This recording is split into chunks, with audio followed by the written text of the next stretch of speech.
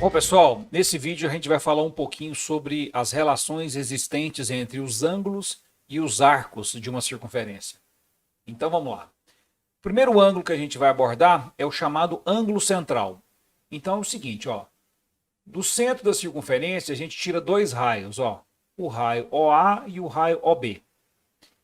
Quando a gente traça o raio OA e o raio OB, a gente acaba de determinar esse ângulo central aqui, ó, o vértice está no centro, é o ângulo central de medida alfa, e esse arco AB de medida beta.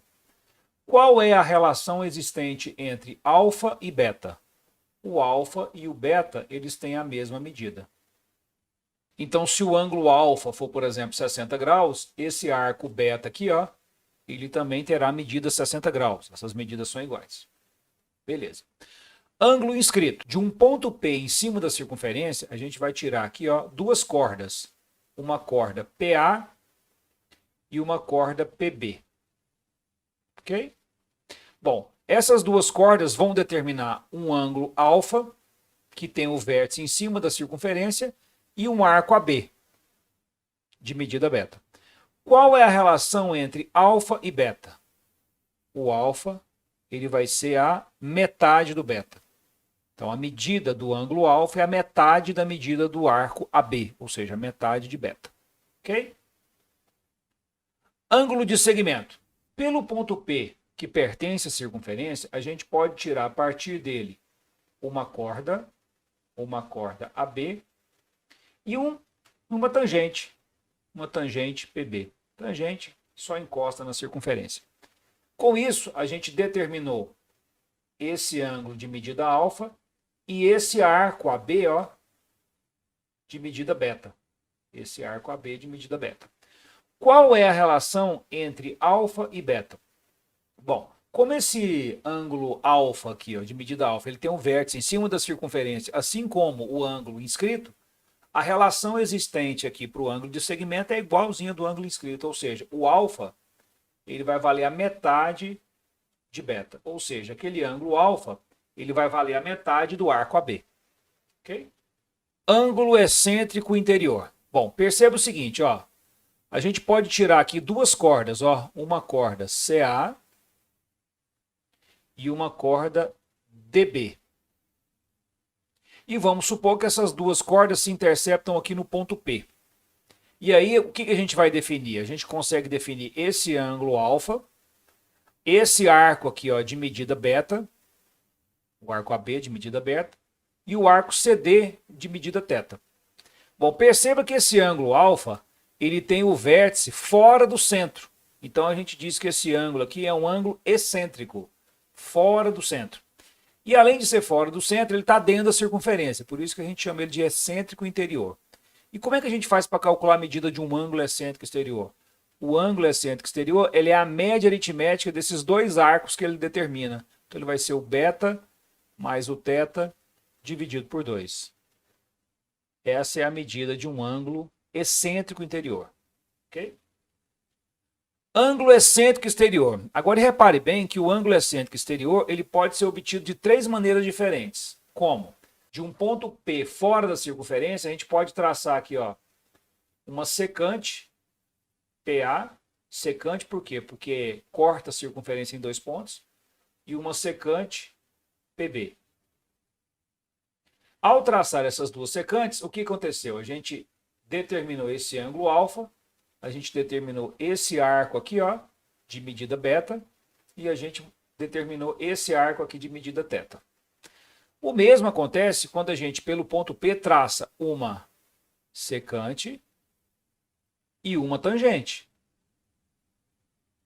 A gente acabou de determinar esse ângulo alfa, um arco beta aqui, ó, um arco de medida beta, e um arco aqui de medida θ. Ok? E finalmente, a gente pode, de um ponto P, traçar duas retas tangentes, ó. Uma tangente PA, uma tangente PC. E aí a gente determinou de novo, né, dois arcos, ó. Um arco beta e esse outro arco aqui que é um arco θ. Nos três casos, como é que se relacionam o alfa, o beta e o teta? Nos três casos, o ângulo alfa ele sempre vai ser beta menos teta dividido por 2. Ou seja, um ângulo excêntrico exterior ele é sempre o maior arco determinado menos o menor dividido por 2. Ok? Consequências importantes disso que a gente acabou de apresentar. Primeira consequência importante diz respeito a um ângulo inscrito numa semicircunferência. Perceba o seguinte, eu estou com um triângulo ABC aqui, em que um dos lados desse triângulo, o BC, ele está passando pelo centro. Ou seja, esse BC aqui ó, é um diâmetro. Essa corda BC é um diâmetro. A corda máxima da circunferência. Bom, o diâmetro divide a circunferência em duas partes iguais. Então, esse arco BC aqui, ó, a medida dele é 180 graus, né? Já que a circunferência completa ela desenvolve um arco de 360. Bom, e esse ângulo A aqui, ó, ele é um ângulo que tem o vértice em cima da circunferência, então ele é um ângulo inscrito. Conclusão, esse ângulo A aqui ele vai ser a metade de 180, ou seja, ele é 90 graus. Daí a gente tem uma clássica propriedade que diz o seguinte, todo triângulo inscrito em uma semicircunferência é um triângulo retângulo, tá certo? Então aqui, ó, o nosso triângulo ABC, ele é um triângulo retângulo. Ok? E esse lado aqui, ó, o diâmetro vai coincidir sempre com a hipotenusa desse triângulo. Tá bom? Legal. Outra propriedade super importante diz respeito a um quadrilátero inscrito na circunferência. Bom, para um quadrilátero ser inscritível, ou seja, para a gente poder colocar um quadrilátero dentro de uma circunferência, é necessário acontecer uma coisa aqui com os ângulos. Bom, vamos mostrar isso. Ó. Aqui eu tenho que esse ângulo A aqui, ele mede alfa. Então, quanto que seria esse arco aqui, ó, que começa no B e vai até chegar aqui no D? Esse arco aqui, ó, esse arco aqui vai medir 2 alfa, né? Porque esse ângulo aqui, ele não é a metade do arco que ele determina. Se o ângulo é alfa, significa que o arco é 2 alfa. O mesmo acontece aqui, ó. A gente tem um ângulo beta aqui, ó. A gente tem esse ângulo beta. E esse ângulo beta, ele começa aqui, o arco que ele determina começa no B e vai até o D. Então, se esse ângulo aqui é beta, ele é a metade desse arco BD. Então, esse arco BD vai ser 2 beta. Se a gente somar 2 alfa com 2 beta, dá a circunferência toda, que é 360 graus. Dividindo por 2 a expressão toda, a gente tem que alfa mais beta é 180. Ou seja, a condição para que um quadrilátero seja inscritível é que a soma dos ângulos opostos seja 180 graus. Ou seja, aqui a gente tem ângulos opostos suplementares. Ângulos opostos suplementares. Se a gente chamasse, por exemplo, esse ângulo aqui de θ e esse aqui de um gama, θ mais gama também seria 180. Ok? É isso. Vamos treinar com exercício. Na figura, se a circunferência tem centro O, BC e tem o mesmo tamanho de OA, então a razão entre as medidas dos ângulos AOD e COB é... Então vamos lá. Então cadê o ângulo AOD? AOD. O ângulo AOD é esse aqui, ó. Cadê o ângulo COB? O ângulo COB é esse aqui, ó. COB é esse aqui, ó. Beleza. Bom, ele disse pra gente que BC tem a mesma medida de OA. Então, ó, BC tem a mesma medida de OA. Ou seja, BC tem a mesma medida do raio. Então, a gente pode falar que BC tem a mesma medida de OA que tem a mesma medida de OC. Porque OC também é o raio. Então, se a gente chamar esse ângulo aqui de um alfa, esse ângulo aqui também seria alfa. Ok?